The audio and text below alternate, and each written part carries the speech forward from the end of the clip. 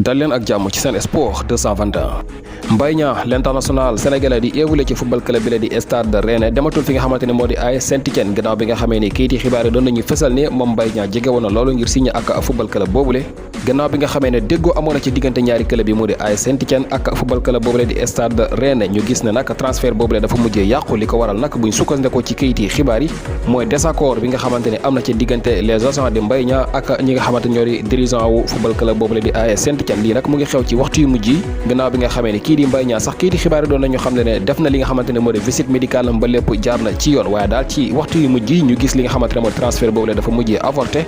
li ko waral nag di ñàkk a déggoo gi nga xamante ne am na ci diggante agent wu Mbaye Niang yi ak ñi nga xamante ne ñoo di dirigeant wu football club boobu la di AS Saint-Étienne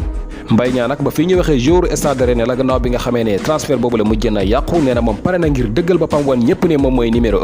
1 gannaaw bi nga xamee ne Stade Rennais sax ñoom indi woon nañu ki nga xamante ne moo war a utu Mbaye Niang foofule mu di ki ñuy wax Cheikhou Guirassy mu commencé sax liggéey bu am solo ak football club boobule di Rennais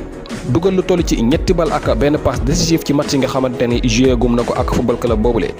Edouard Mendy di gardien international sénégalais bi nga xamante ne ni ki fan yi ñu génn rek dafa amoon gaañu-gaañu ba delluwaat sax foofu la ci Angleterre ak football club boobule di Chelsea mu ngi xam ne kat gaañu-gaañu boobule nekkul li nga xamante ne lu sérieux la ab gaañu-gaañu bu ndaw la rek te mu ngi xamal ñii di ay soppeem ne bu ñu jaaxle du yàgg dara dinañ ko gisaat ndax dina dellu si ak doole ci num gën a gaawee Sadio Mané gannaaw bi nga xamee ne kii di xibaar yi doon nañu xam ne dañu ko testé woon positif ci feebar bii de coronavirus niki ñaari semaine ci ginnaaw li sax taxoon ba bokkul woon ci jongante yi nga xamante ne Liverpool doon nañu ko amal rawatina nag ñaari match Sénégal yi nga xamante ne ñu ngi koy joué niki fan yi la kii di xibaar yaa ngi xam ne kii di Sadio Mané testé nañ ko négatif ba mu dellu si waat ci terrain bi jamono yi la mu ngi entraîné ak football club am boobule di Liverpool équipe nationale bu Sénégal gannaaw bi ñu ñàkkee ci jongante gi doxoon seen diggante ak Maroc ñetti bal ci dara gayndee nag ñibbisi nañ fii ci Sénégal amal nañu sax seen tàggatu bu njëkk ci stade bu Lat Dior bu Thiès di waajal jongante gi nga xamante ne war na dox seen diggante ak Mauritanie talaata lay doon bu juróom-ñaari waxtu ci ngoon jotee dañu koy jeexalee foofu la ci Europe Manchester United Manchester City ak Liverpool gannaaw bi nga xamee ne dañoo daanu jël yu métti ci jongante nga xamante ne mujj nañ ko amal